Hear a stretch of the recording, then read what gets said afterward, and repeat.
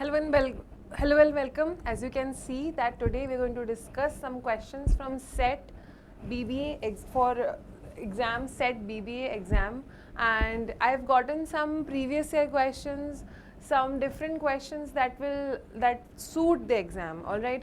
So and also I've taken it in a pattern in which the exam comes. All right. So you'll get 16 questions for the general English section, and I've compiled the questions in that manner also. So let's just try and just start attempting those questions. All right. Okay. The first question on our screen is in each of the questions given below, a sentence has been divided into 5 parts.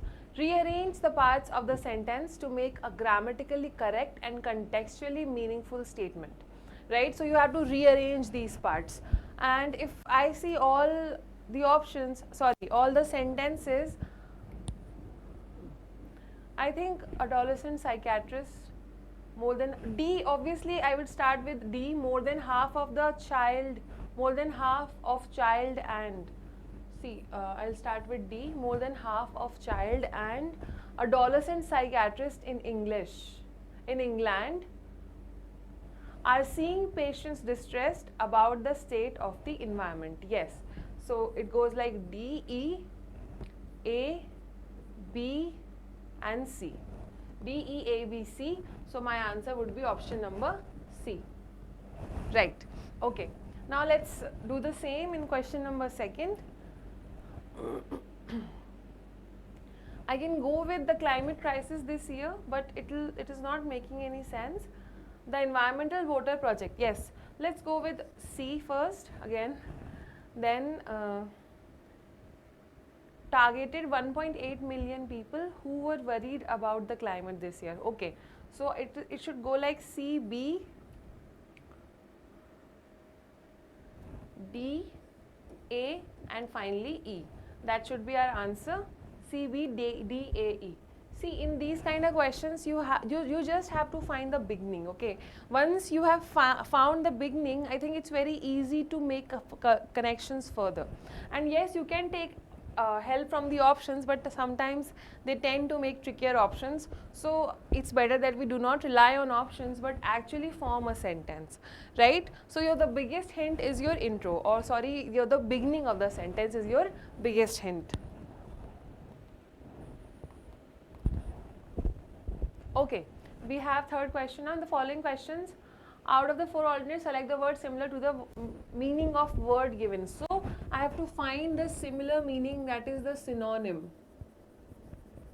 Okay, that is a synonym.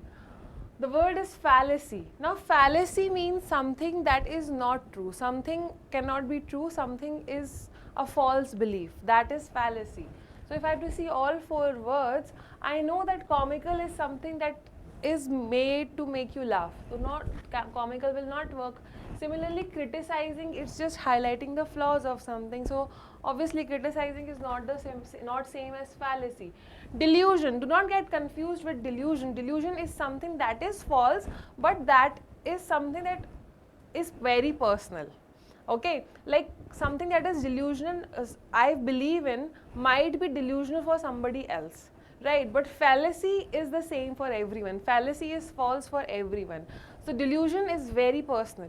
Okay, so obviously delusion will not be my answer. Abstract in this case would be the answer. Why? Because abstract is something unbelievable, something unperceivable. Right, so abstract is abstract for everyone. Right, but delusion is a false belief that each of us carries. Right, so that is why abstract is the answer. Now we have to find opposite in meaning, that is the antonym of the word parsimony. Now parsimony basically means very less desire to spend money. Okay, like parsimony can be say that frugality. Okay, if a person is parsimonious, this is your spelling. That means that person is frugal. So parsimony is frugality. That means they do not want to spend the money. Out of the 4 options, devious means an evil person or something evil is known as devious, Hasty, you know, that's something that is done in a hurry, hasty. Smorgasbord.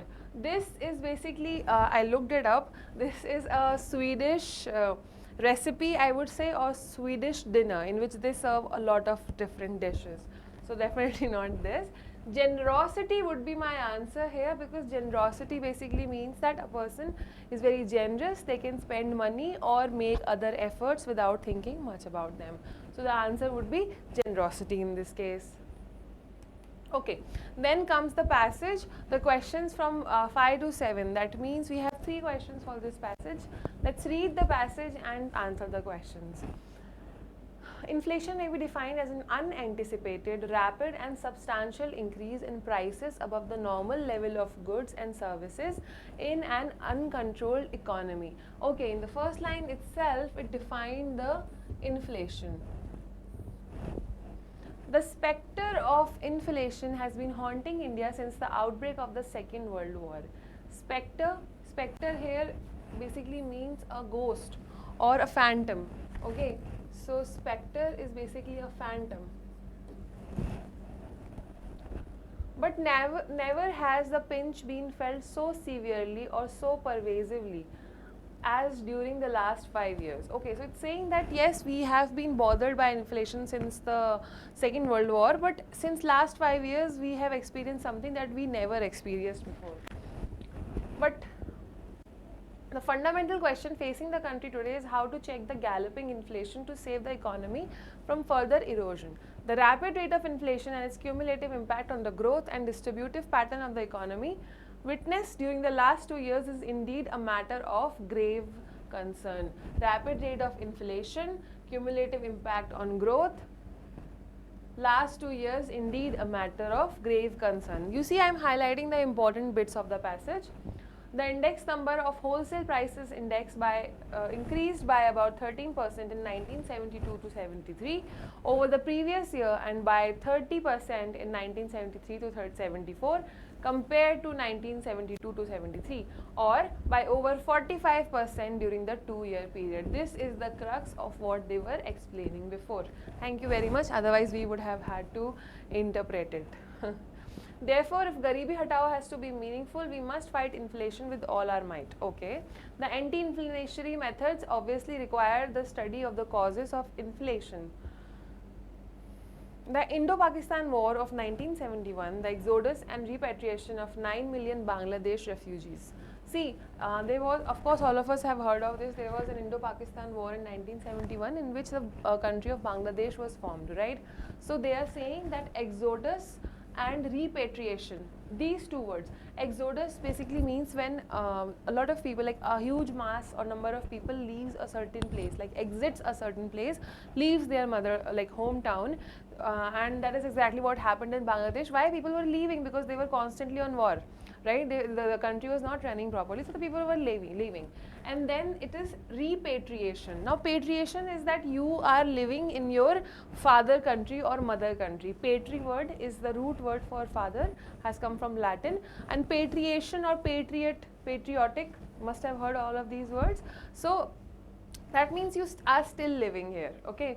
But repatriation basically means that you left for some reason and now you are settling, or you're being settled there once more. So it is saying, this sentence is saying that about 9 million people had left Bangladesh.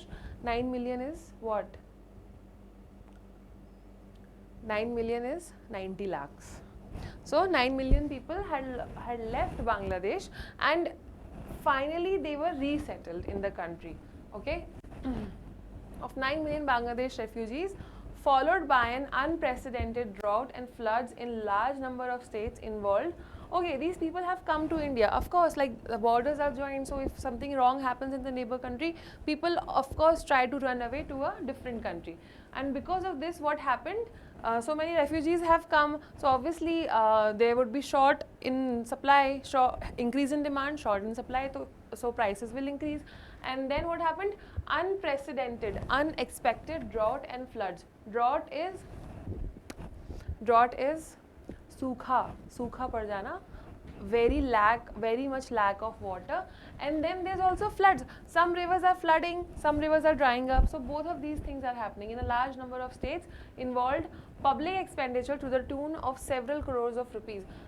And to handle all of this, as so many people are coming and droughts are happening, floods are happening, of course public expenditure is going to be there. The state is going to spend money, right? And that was a lot of money. The shortfall in the indigenous production of food grains meant more of imports at higher prices, which in turn involved increased subsidy. So it is saying shortfall, the less amount of stuff left, that is shortfall in the indigenous production of fruit grains. Indigenous, that is something produced in our own country, and there was a shortage in that production. That means we have to import at higher prices. Of course everybody needs food, so if we are short on food, we will have to import it, right? So we had to import it on higher prices, which in turn involved increased subsidy, which means that okay, when the government sells something, or when the government gives something to the poor people, they give a subsidy of sort. Like if something has a market price of 100 rupees and government decides to give it to the poor, so they'll give subsidy of 50 rupees.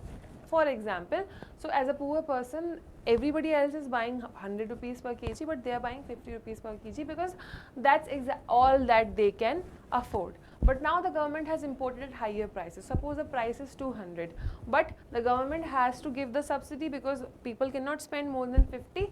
So the government is still giving subsidy, but now before subsidy was 50, now subsidy is 150. So this increased load comes on which authority? The government, the state, right? This is exactly what is mentioned in the last line. So I believe the passage is clear, the paragraph is clear. Now we'll go forward and solve the questions. It can be inferred from the passage that the problem of inflation started to haunt India since. Can be inferred. See, it is right away mentioned here, the spectre of inflation has been haunting India since the outbreak of Second World War, right? So obviously we will mark that.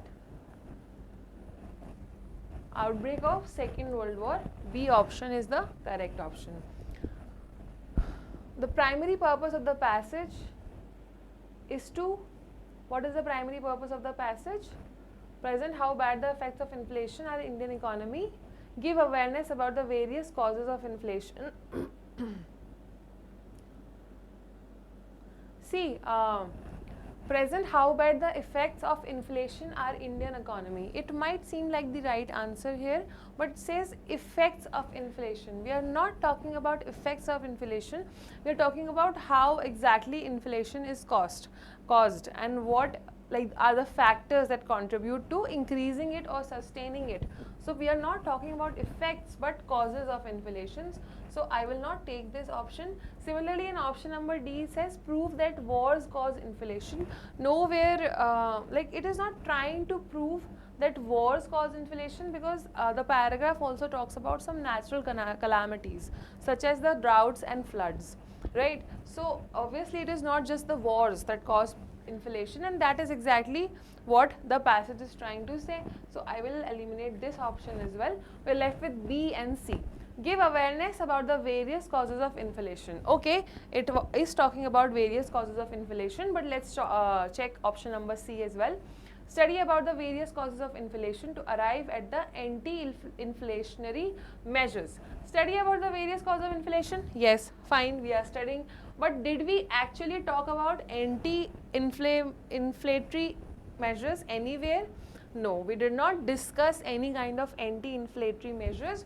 So I will not take this option, and B is going to be my answer. Is it clear? B is my answer. Okay, a suitable title for the passage is, now we have to find a suitable title. See, whenever we encounter these kind of questions where we have to find a suitable title for some passage, we have to stay focused on the intro and the conclusion of the passage, both.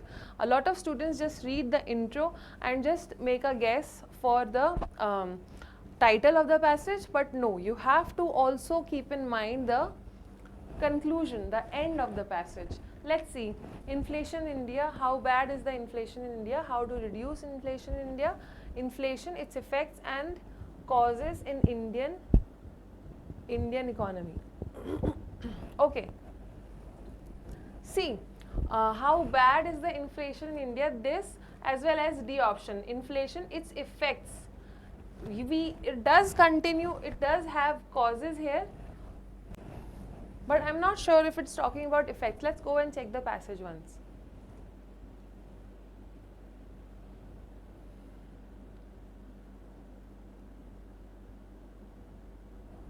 Yes, it's not talking about the effects of inflation. So both these options are talking about effects. So I will not take these options. How to reduce inflation in India? No, it's not talking about the reduction of inflation. It's not giving measures to reduce. It is just talking about the factors that led to the contribution and causing of inflation, right? So I will not take C, and the answer in this case would be option number A, inflation in India, just that.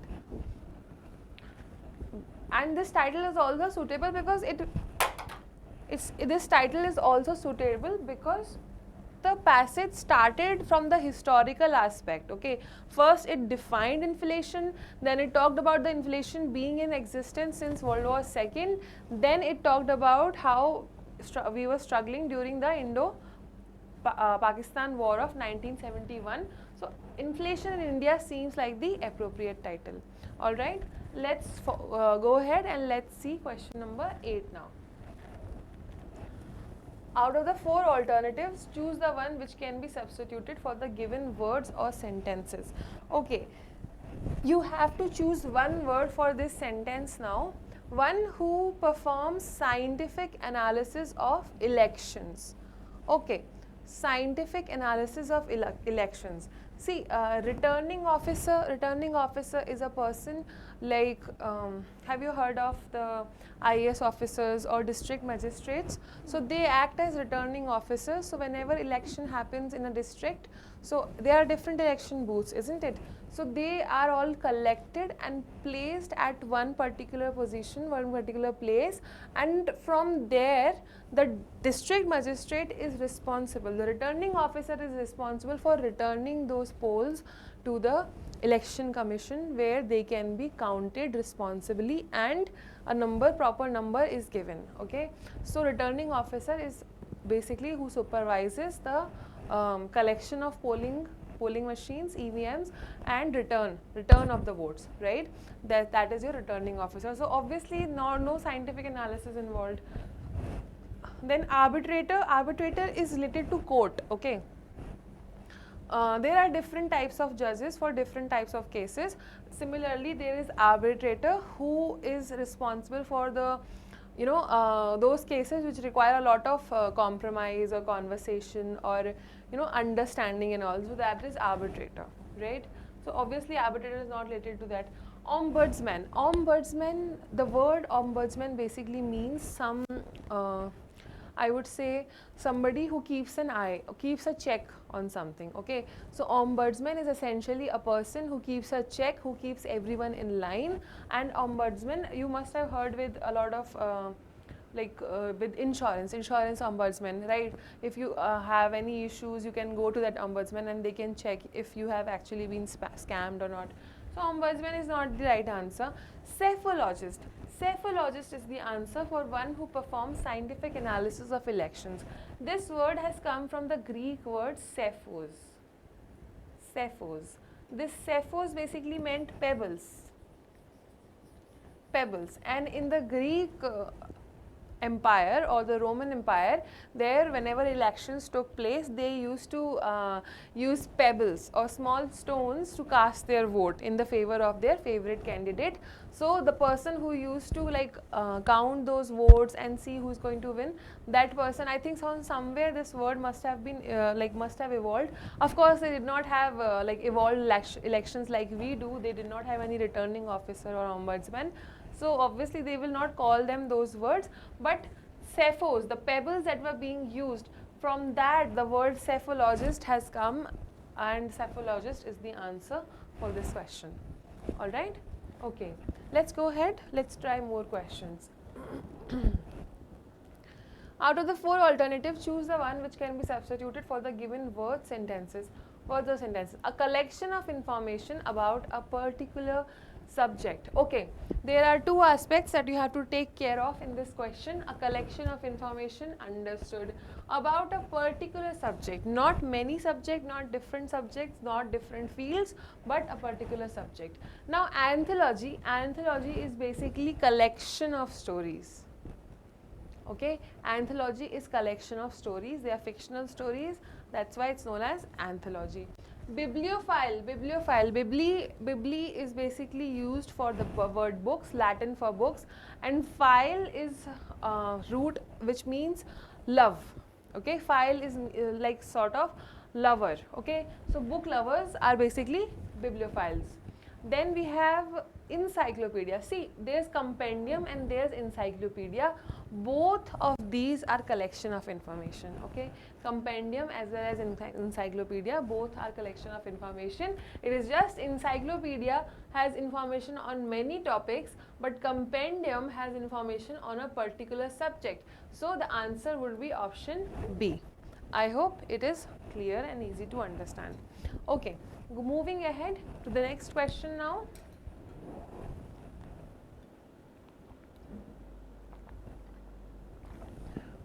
Basically, four alternatives are given for idioms phrase. You have to mark the correct meaning of the given idiom. Go out on a limb.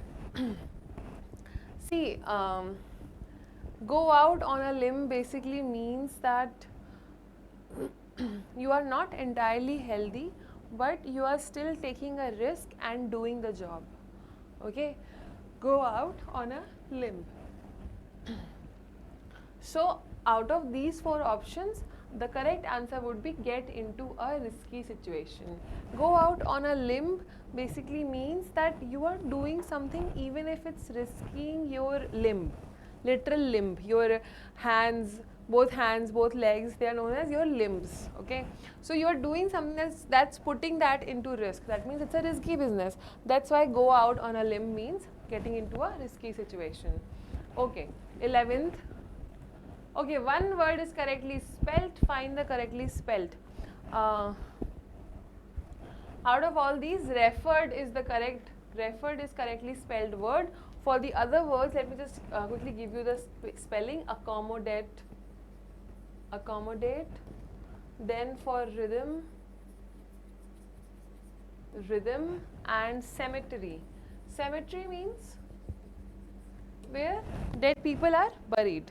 Where people are buried in general, that is cemetery. Rhythm you know, accommodate you know. So the correct answer in this case is referred. Then, okay, we have to fill in the blank with the appropriate word. The dash of our allies is held by rather tenuous ties. Tenuous is something that is weak. Okay, tenuous, like weak because of conflict. Okay, so tenuous is something that is arised because of conflict. Okay, so tenuous ties, that means you do have allies, but your connection or your ties are very weak at this point because of something that happened in the past, some disagreements or some war or something like that. So yes, so what would you fill up in this blank?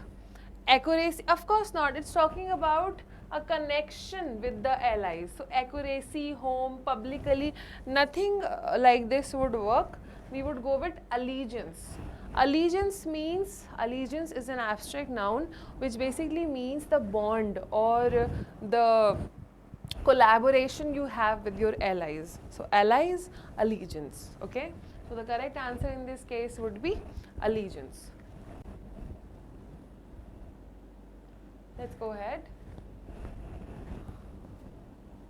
Okay, now there is a highlighted part in this sentence and we have to put it in the correct grammar form in order to make the sentence correct.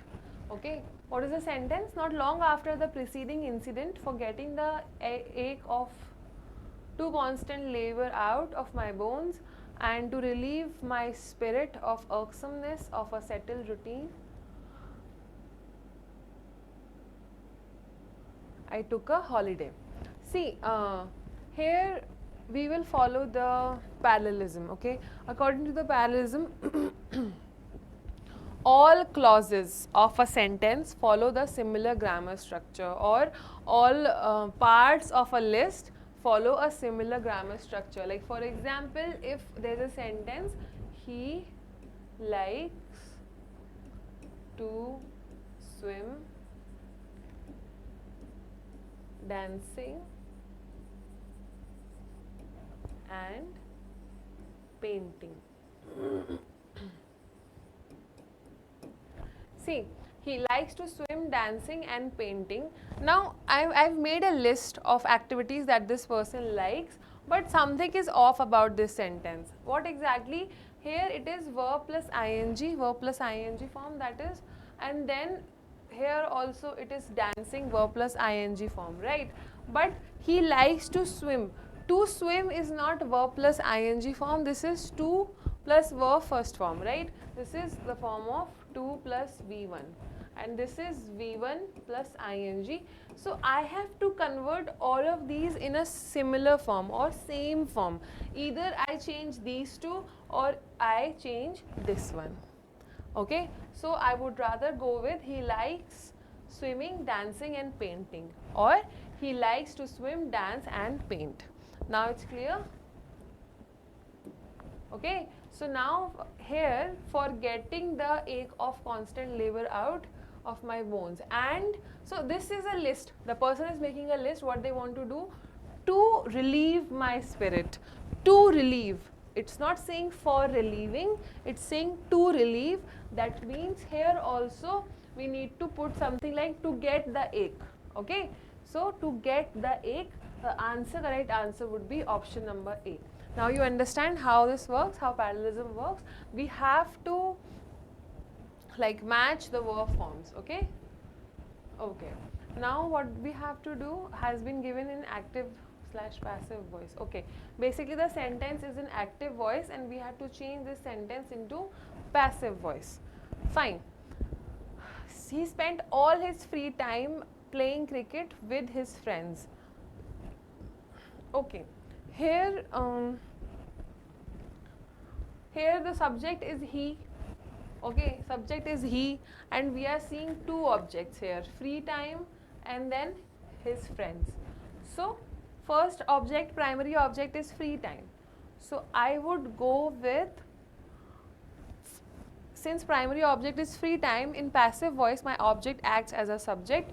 So I will pick all his free time as my subject. All his free time was spent, yes, all of his free time.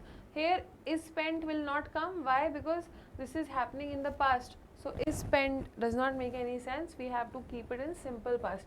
This option is gone. All of his free time was spent, was being spent. Now again, was being is making it sound like past continuous, but again it is simple past. It is a fact like statement that happened in the past. So I will not go with this option. All of his free time was spent playing cricket with his friends. Option number A is my answer. I hope it is clear to you.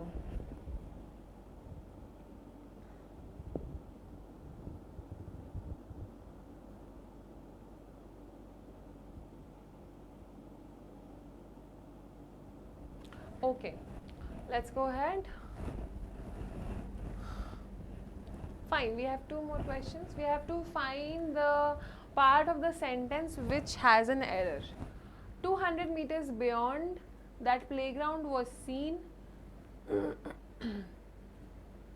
numerous buildings including some schools. Okay, 200 meters beyond that playground was seen. What exactly is being talked about here? Was seen what? Numerous buildings. So this is plural. Numerous buildings are plural, so the helping verb that comes here should also be plural. So instead of was, we need to have were here. Were seen. 200 meters beyond that playground were seen numerous buildings including some school. So the answer in this case would be option number B. Why? Because there is error in the second section of the sentence. Okay? Okay. Now in the 16th question, we have to find the meaning of this idiom and phrase. A bee in his bonnet. Bee in his bonnet. Basically, this idiom is a bee in one's bonnet. One's bonnet. See, a bee in one's bonnet basically means that this constant buzzing. You know what a bonnet is, right? In the suppose 1800s or 19th century, women used to wear a bonnet, right? They used to cover their head, and it used to be like a little protruded from their face. So sometimes if you really want to like cover your face, so you can just have a bigger bonnet. So it should come here up to here. So it's your face is barely visible in that case. So women used to wear that, and so for example, if a bee goes in the bonnet, and so what would you hear? Constant buzzing. You're going to hear constant buzzing, and maybe that person is like very bothered and constantly saying that, okay, get away from me and all that. So what is happening? That person is constantly bothered or constantly speaking about something, right? So a bee in one's bonnet basically means that once a bee comes here, you get obsessed by it. You get obsessed by taking it out, making yourself feel safe, and in that, like to do that, you speak continuously. Okay, I mean, I know it sounds like a story, but this is how I usually explain idioms to my students, like make a story around it, or maybe talk about the literal meaning of the idiom, so that it is easier for you to remember. So if there is some bee in a bonnet, you will be constantly obsessed by it, and you will keep on talking to get it out. This is exactly the meaning of bee in bonnet. Like when you get obsessed about something and you keep on talking about that same thing only. So here, the correct answer would be to talk a lot about something. That would be the answer for the 16th question, a bee in his bonnet. Okay, so we have covered all questions now. There is a few things that I noticed from this paper. This is previous year's paper, mind you, and there are a few things that I noticed from this paper, that your grammar aspect is not that difficult. The only thing difficult here is your vocabulary aspect, okay? The passage was slightly simple. You just have to read very carefully and you'll be able to solve the question. The only thing that's little offbeat is the vocabulary part. And generally as well, a lot of students have a weak vocabulary. Why? Because we are not very connected to our books, okay? Now, not a lot of us read or watch things that help with us with our vocabulary, okay? So for that, what you can do right now, right before the exam, is just pick up some notebook or some previous year vocabulary notebook that you might have made during your preparation, or you can get those collections online and just go through it. I'm not saying that mug it up, read all the words. No, just go through it, try to make sentences through it, try to understand the meaning, that what exactly is this idiom and phrase is saying. So that's in that way your vocab would improve, and just be confident regarding that. Okay, and even if something in vocab comes that is like sort of out of syllabus for you, or something that you have not heard of before, do not worry about it. Stay very relaxed and focus on what you know. Right? I'm sure you'll be able to rearrange the sentence. I'm sure you'll be able to solve the passage questions. I'm sure you'll be able to solve the grammar questions. So that should not be an issue. Just try solving those questions first, and I think general English will not cause any problems in the SET exam. Alright, so that will be it from my side for this session. All the best to all of you. Thank you very much.